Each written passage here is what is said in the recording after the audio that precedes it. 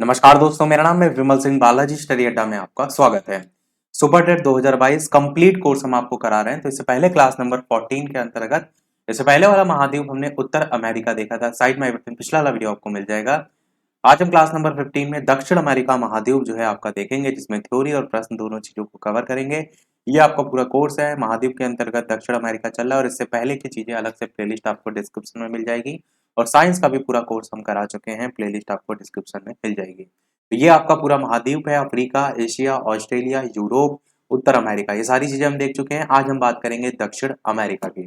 तो दक्षिण अमेरिका के आप अगर इस स्थिति की तरफ देखेंगे, जो कि पश्चिम दिशा पड़ती है, तो इधर प्रशांत महासागर आपको देखने को मिल रहा है।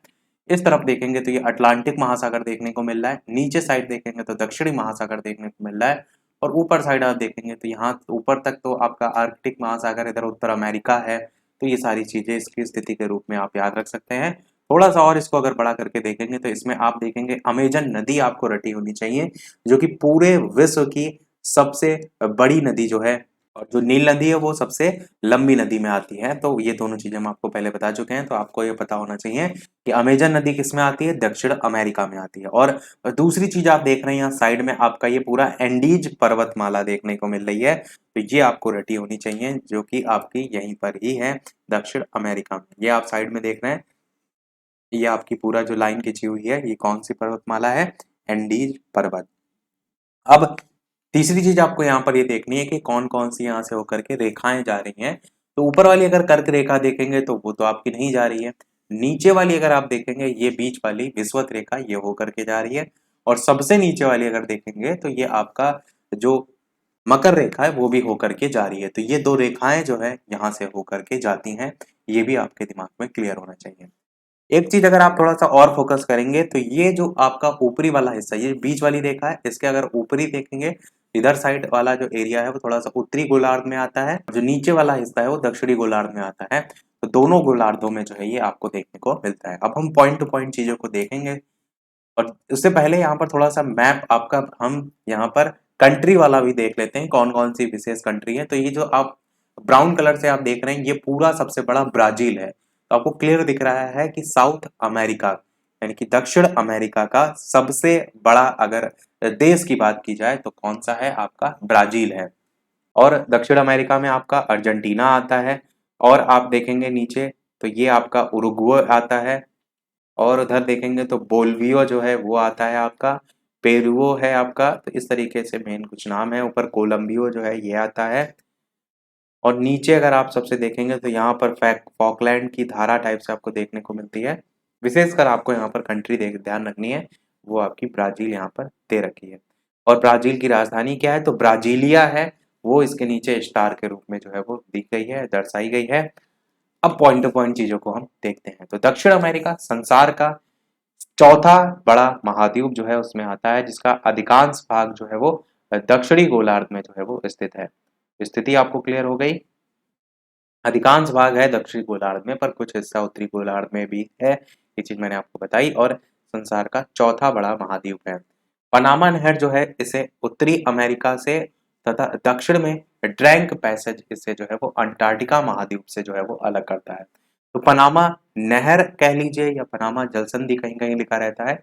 आपको ये ध्यान रखना है, उत्तर अमेरिका जो है इससे आपका दक्षिण अमेरिका को जो है ये अलग करने का काम जो है वो करता है, या जोड़ने का भी काम कह सकते हैं करता है। तो पनामा नहर आप थोड़ा सा अगर इस मैप में देखेंगे, ये वाला अगर आप मैप देखिए, तो ये जो स्थिति देख रहे हैं दक्षिण अफ्रीका की, ये ऊपरी वाला हिस्सा है जहां से उत्तर अमेरिका से ये इस प्रकार से जुड़ा हुआ है। यहाँ पर आपको पनामा नहर देखने को मिलती है। एरो भी मैं यहाँ पर बना देता हूँ। यहाँ पर आपकी कौन सी नहर है, पनामा नहर। तो आपको क्लियर दिख रहा है, नीचे आपका दक्षिण अमेरिका है, ऊपर आपका उत्तरी अमेरिका है। तो इस दोनों को अलग करने का काम कौन कर रही है, तो पनामा नहर। वही चीज यहाँ पर लिखी हुई है कि पनामा नहर इसे उत्तरी अमेरिका से, और दक्षिण में एक ड्रैंक पैसेज है वो इसे अंटार्कटिका जो है उस महाद्वीप से अलग करता है। तो जैसे ऊपर उत्तर अमेरिका से अलग होता है पनामा नहर, सेम चीज नीचे अंटार्कटिका पड़ता है। तो उससे जो है वो ड्रैंक पैसेज जो है वो इसे जो है वो अलग करता है। तो दोनों आपको याद रखने हैं। अब यहाँ का सर्वोच्च बिंदु कौन सा है, मोस्ट इंपॉर्टेंट पॉइंट है, क्योंकि ऐसे ही क्वेश्चन आपसे ज्यादातर पूछे जाते हैं। तो सर्वोच्च बिंदु है आपका माउंट एकांका गुआ। ऊंचाई है 6960 जो है वो मीटर की। ये आप देख रहे हैं पूरा मैप है। दक्षिण अमेरिका का। और इसमें अगर आप देखेंगे तो ये जो आपका स्थिति है एकांकागुआ की, ये आपका जो स्थिति यहाँ साइड वाली थी, ये कौन सा हमने स्टार्टिंग में बताया था पर्वत, एंडीज पर्वत। तो आपने देखा है कि वहीं पर ही आपका ये एकांकागुआ देखने को मिल रहा है। तो स्थिति आपको याद करने में थोड़ा सा आसानी होगी, याद जरूर रखिएगा। और ट्रिक से याद करना हम पहले आपको बता चुके हैं। आगे बात करते हैं, निम्नतम बिंदु यहाँ का कौन सा है, तो वो है आपका वाल्डेस प्रायद्वीप, जो कि आपका 39.9 मीटर जो है वो है। ये है आपका निम्नतम बिंदु वाल्डेस प्रायद्वीप। अच्छा, प्रमुख भौगोलिक लक्षण की बात करें तो एंडीज जो पर्वतमाला है वो विश्व की सबसे लंबी और हिमालय के बाद दूसरी सबसे ऊंची पर्वतमाला के अंतर्गत जो है वो आती है। तो इस पॉइंट को जरूर एकदम रट के रखिएगा, एंडीज पर्वतमाला से क्वेश्चन बहुत ज्यादा बनते भी हैं। तो इस बात को आपको याद रखना है। और मैप में मैंने स्टार्टिंग में आपको दिखा दिया था एंडीज पर्वतमाला कहाँ से कहाँ तक फैली हुई है। आगे बात करते हैं तो चिली जो है वो एंडीज पर्वत पर ही बसा हुआ एक देश है। चिली की राजधानी क्या है, तो सेंटियागो है, और चिली के मध्य में ही जो है स्थित है। अब थोड़ा सा मैप में यहाँ पर देखेंगे, इस वाले मैप में अगर आप देखेंगे तो चिली नहीं दर्शाया गया है। इस वाले मैप में अगर आप देखेंगे तो यहाँ पर दर्शाया गया है। स्पेलिंग हालांकि यहाँ पर थोड़ा सा अलग तरीके से लिखी है, CILI, चिली की स्पेलिंग जो है वो CHILE जो है वो होती है। स्थिति आपको क्लियर होना चाहिए, यहाँ पर आपका जो है ये चिली पड़ता है और यही आपकी पूरी एंडीज पर्वतमाला फैली हुई है। और वही चीज यहाँ पर लिखी भी है कि एंडीज पर्वतमाला जो कि विश्व की सबसे लंबी और हिमालय के बाद दूसरी सबसे ऊंची पर्वतमाला है, इसी के बारे में बताया गया है कि चिली जो है वो इसी पर्वत पर ही बसा हुआ देश है। और चिली की राजधानी जो है आपकी कौन सी है, सेंटियागो है, जो कि चिली के मध्य में जो है वो पड़ती है। आगे बात करते हैं आपका कि विश्व का सर्वोच्च सक्रिय ज्वालामुखी कौन सा है, तो कोटोपैक्सी आपको नाम एकदम रट के रखना है, जो कि एंडीज पर ही जो है आपका है, स्थिति एंडीज की आप देख रहे हैं, इसी पर है आपका कोटोपैक्सी विश्व का सर्वोच्च सक्रिय ज्वालामुखी। अच्छा, एक चीज अगर आप देखेंगे, विश्व का ही सर्वोच्च ज्वालामुखी करके पूछा जाता है और ऑप्शन में एक और ऑप्शन देखने को मिलता है डेल सलादो करके, तो वो कब होना है आंसर, उस चीज को यहाँ पर थोड़ा फोकस करेंगे। तो ये आपका एक सक्रिय ज्वालामुखी है। इस तरीके से अगर चीज आपको दी गई है तब आप कोटोपैक्सी के ही साथ जाएंगे, इस चीज को ध्यान रखिएगा। परंतु अगर इस प्रकार से दे रखा हो कि विश्व का सबसे ऊंचाई पर स्थित ज्वालामुखी कौन सा है, और ऑप्शन में आपको वो ना दे करके ओजोस डेल सलादो दे रखा हो ज्वालामुखी, तब आप इस ऑप्शन के साथ जो है वो जाएंगे। ये कहाँ पर स्थित है, तो चिली और अर्जेंटीना जो है इसकी सीमा पर जो है वो स्थित है। चिली अभी मैंने आपको मैप में दिखाया था और अर्जेंटीना जस्ट उसके बगल में है। चलिए मैप आपको दिखा भी देते हैं। ये देखिए, इसमें अगर देखेंगे तो ये देख रहे हैं आप अर्जेंटीना है, और चिली हमने दिखाया था यहीं जहाँ एकांकागुआ है थोड़ा सा इसी के ही एरिया में पड़ता है। तो इन्हीं चिली और जो अर्जेंटीना है इसकी सीमा पर है ये ज्वालामुखी, जिसका नाम है ओजोस डेल सलादो ज्वालामुखी। और विश्व का सबसे ऊंचाई पर स्थित ज्वालामुखी है, परंतु लास्ट में पॉइंट में क्लियर किया गया है कि ये सक्रिय ज्वालामुखी जो है वो आपका नहीं है। ध्यान रखिएगा, दोनों पूछे जाते हैं, कोटोपैक्सी वाला ज्यादा पूछा जाता है, बाकी ये भी ये पूछा जा सकता है। आगे बात करते हैं तो विश्व की सर्वाधिक ऊंचाई पर स्थित राजधानी जो है वो स्थित राजधानी कहाँ है, उसका नाम है लापाज। सर्वाधिक ऊंचाई पर स्थित, जो कि बोल्विया के अंतर्गत आती है। और स्थल अवरुद्ध देश की अगर बात करें तो उसमें भी आपका बोल्विया जो है वो आता है और पराग्वे भी आता है। अब स्थल अवरुद्ध देश का कहने का मतलब क्या है, इसको मैप में अगर आप देखेंगे, पहले मैप में देखिए इसकी स्थिति कहाँ पर है। तो ये आपका पूरा महाद्वीप है, इसके एकदम सेंटर में देखेंगे तो ये आपका बोल्वियो है और ये जो है आपका पराग्वे है। और अब इसको थोड़ा सा बड़ा करके दिखाते हैं तो आपको समझ में आएगा कि हम देख कहाँ पर हैं। तो ये बोल्वियो देख रहे हैं, किनारे आपका कंट्री है, इधर साइड समुद्र नहीं है, इधर साइड भी आपका सब जो है वो कंट्री बसी हुई है। तो चारों तरफ स्थल से जो है वो ढका हुआ है। तो बोल्विया भी है आपका ये, और आपका पराग्वे भी जो है वो है। तो ये दोनों आपके स्थल अवरुद्ध देश में जो है वो आते हैं, ध्यान रहेगा आपको। और इसी के बारे में हमने बताया था कि विश्व की सर्वाधिक ऊंचाई पर स्थित राजधानी लापाज भी जो है वो आपकी बोल्विया जो है इसमें ही जो है वो आती है। और आपका स्थिल अवरुद्ध देश में बोल्विया पर आगे आता है। आगे बात करते हैं शुष्कतम क्षेत्र की, तो अरिका जो है वो आपका उत्तर चिली में जो है वो क्षेत्र है, वो आपका शुष्कतम क्षेत्र में आता है। सबसे बड़ा नगर कौन सा है, तो ब्राजील का जो है वो रियो डी जनरियो, यहाँ पर आप जानते हैं एक बार ओलंपिक भी हो चुके हैं, तो ये आपका सबसे बड़ा नगर है। विश्व का सर्वोच्च जलप्रपात कौन सा है, तो ये आपका बहुत ज्यादा इंपॉर्टेंट है, एंजल जलप्रपात। तो ये आपको एकदम रटा होना चाहिए, वेनेजुएला के अंतर्गत जो है ये पड़ता है। और वेनेजुएला की जो स्थिति है वो मैप में कहाँ है उसको देखना जरूरी है, क्योंकि यहाँ से और भी क्वेश्चन आते हैं। तो ये पूरा मैप है आपका दक्षिण अमेरिका का। इसमें सबसे ऊपर वाला हिस्सा देख रहे हैं, ये आपका जो बैंगनी कलर से वेनेजुएला लिखा हुआ है, तो यही जो वेनेजुएला है, इसी में ही आपका जलप्रपात है जिसका नाम है एंजल जलप्रपात। रट लीजिएगा एकदम, क्योंकि यहाँ से क्वेश्चन पूछा जाता है। और ये विश्व का सबसे, यहाँ पर पहले मैं लिख देता हूँ एंजल जलप्रपात, और ये जो है वो आपका विश्व का सबसे ऊंचा जो है वो जलप्रपात है, वही यहाँ पर जो है वो पूछा गया था, एंजल जलप्रपात, जो कि वेनेजुएला में है। आगे बात करते हैं टिटिकाका झील। ये सबसे ऊंची झील है आपकी। ये कहाँ पर स्थित है? तो बोल्विया के पठार में जो है ये आती है। और स्थिति अगर आप देखेंगे तो यहाँ पर आप साइड में टिटिकाका झील जो है वो देख भी सकते हैं मैप में, कहाँ पर इसकी स्थिति है। टिटिकाका झील सीधे भी पूछ लिया जाता है किस महाद्वीप से संबंधित है, तो आपका दक्षिण अमेरिका महाद्वीप से जो है वो संबंधित है। याद रहेगा किस पठार से संबंधित है, तो बोल्विया के पठार जो है उससे संबंधित है। इसके अलावा सभी लोग वीडियो लाइक अवश्य करते रहिएगा, आपके लिए इतनी सारी मेहनत की जा रही है, तो एक लाइक तो आपका वीडियो पर बनता ही है। आगे बात करते हैं दो मरुस्थल की। एक मरुस्थल का नाम है आपका आटाकामा मरुस्थल, और एक मरुस्थल का नाम है आपका पैटागोनिया का मरुस्थल। तो जो आटाकामा का मरुस्थल है, अगर उसकी स्थिति की बात करें तो यहाँ पर आप देख रहे हैं दो कंट्री। एक तो आपके ऊपर पेरू जो है वो आपको देखने को मिल रहा है, और एक आप चिली देख रहे हैं। तो पेरू और चिली के बीच में आपका ये आटाकामा मरुस्थल जो है वो देखने को मिल रहा है। तो स्थिति आपको क्लियर हो गई आटाकामा मरुस्थल की। और जो पैटागोनिया का मरुस्थल है, ये आपका अर्जेंटीना में है, और अर्जेंटीना की स्थिति तो मैंने स्टार्टिंग में ही आपको दिखा दी थी। तो यहाँ पर आपका है पैटागोनिया का मरुस्थल। तो दोनों ही आपको याद रखने हैं। स्थिति आपको याद रखनी है, तो मैप से अच्छा कुछ नहीं है। और अगर आप मरुस्थल याद कर रहे हैं तो बस इतना ध्यान रखिएगा, दक्षिण अमेरिका महाद्वीप जो है उससे संबंधित है। दोनों एकदम रट लीजिएगा, दोनों ही महत्वपूर्ण हैं आपके, क्योंकि जो इंपॉर्टेंट है केवल हम वही चीज यहाँ पर बता रहे हैं। आगे बात करते हैं, तो ये जो महाद्वीप है इसके उत्तर में कैरोबियन सागर है, उत्तर पूर्व में उत्तरी अटलांटिक महासागर है, स्थिति मैंने दिखाई थी। दक्षिण और दक्षिण पूर्व में दक्षिणी अटलांटिक महासागर है, और पश्चिम में जो है वो प्रशांत महासागर है। स्टार्टिंग में सबसे मैंने आपको दिखा दिया था। दक्षिण अमेरिका का सबसे दक्षिणी जो सिरा है वो हॉर्न अंतरीप जो है वो कहलाता है। चिली, पेरू, बोल्विया, इक्वाडोर और कोलंबिया, इनको एंडियन देश की संज्ञा जो है वो दी जाती है, तो इनका नाम आप याद रख सकते हैं।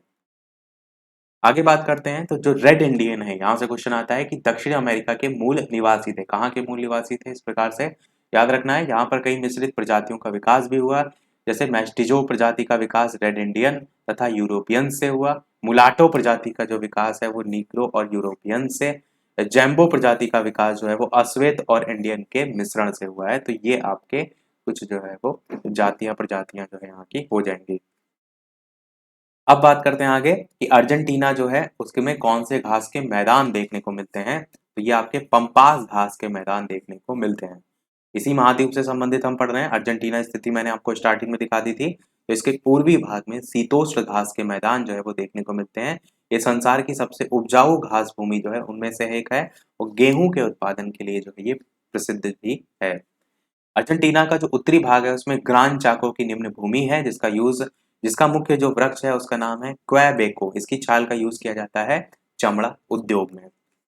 अर्जेंटीना का चैको का जो मैदान है वो कपास उत्पादन के लिए जो है वो प्रसिद्ध जो है वो है।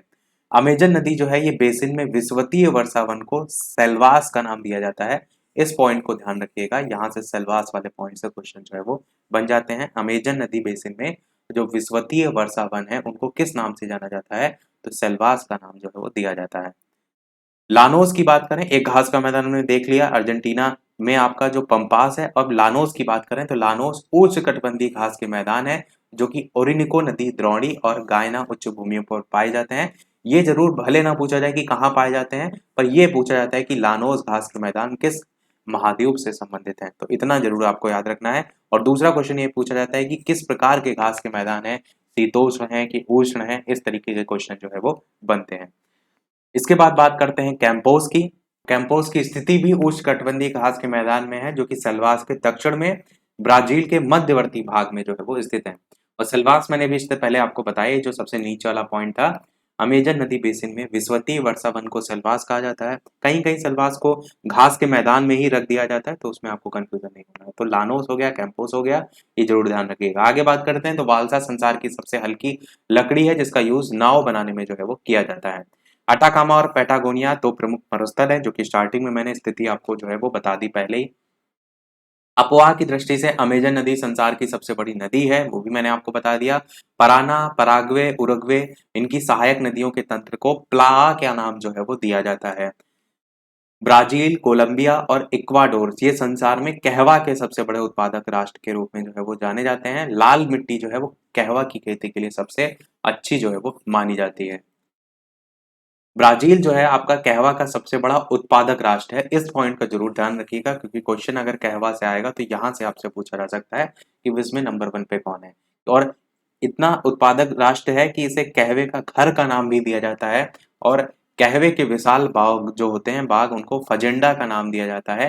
साओ पौली संसार की सबसे बड़ी कहवा की जो है वो मंडी है, उसका नाम है साओ पालो। और ब्राजील का जो सेंटास बंदरगाह है वो विश्व का कहवा पत्तन जो है वो कहलाता है। इसके अलावा ब्राजील का जो इटाबिरा पर्वत है वो लौ अयस्क के लिए जो है वो प्रसिद्ध है। चिली, नाइट्रेट और तांबा, इन दो चीजों के लिए चिली जो है आपका फेमस है, नाइट्रेट और तांबा। चिली का जो है चुक्की माटा तांबा खनन क्षेत्र संसार में जो है वो प्रसिद्ध है। जो भी यहाँ पर महत्वपूर्ण कंट्री है उनके बारे में एक एक दो दो पॉइंट है। बाकी अगर आपको एकदम पॉइंट टू पॉइंट चीजें याद रखनी तो स्टार्टिंग में हमने देखा सबसे ऊंचा पर्वत, सबसे ऊंचा शिखर, इस तरीके की चीजें आप याद रख सकते हैं। थोड़ा सा डिटेल में अगर याद करना है तो उनके बारे में एक एक पॉइंट आपको पता होना चाहिए।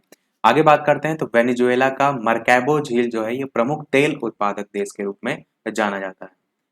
अटाकामा मरुस्थल हमने स्टार्टिंग में आपको दिखाया था स्थिति, इसमें नाइट्रेट के विशाल भंडार जो है वो पाए जाते हैं।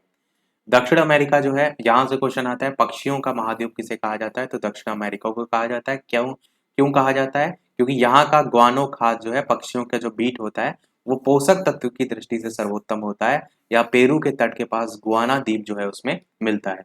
तो पक्षियों का महाद्वीप दक्षिण अमेरिका को कहा जाता है। आगे बात करते हैं तो यहाँ पर रिया, कैंडोर, एनाकोंडा ये इस प्रकार की जो जंतु हैं वो प्रमुख रूप से देखने को मिलते हैं, जिसमें एनाकोंडा आप सभी जानते हैं क्योंकि मूवी वगैरह भी इस पर बनी हुई है। यहाँ की जो चंद्राकार पेटी है, और ये हमारा लास्ट पॉइंट है इस पूरे महाद्वीप का, इसके बाद हम प्रश्नों की प्रैक्टिस करेंगे। यहाँ की गेहूं की जो चंद्राकार पेटी है वो आपकी अर्जेंटीना में जो है वो स्थित है।